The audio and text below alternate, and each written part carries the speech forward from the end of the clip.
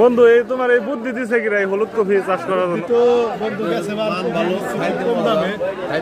দেখলাম একজনে আনছে আজকে বাজারে মানে চাহিদা কেমন, এটার কি দাম কইছে? চাহিদা কদিন ভালো ছিল, আজকে মনে হচ্ছে ব্যাপারই কমাইছে বাজারে, আজকে চাহিদা একটু কম।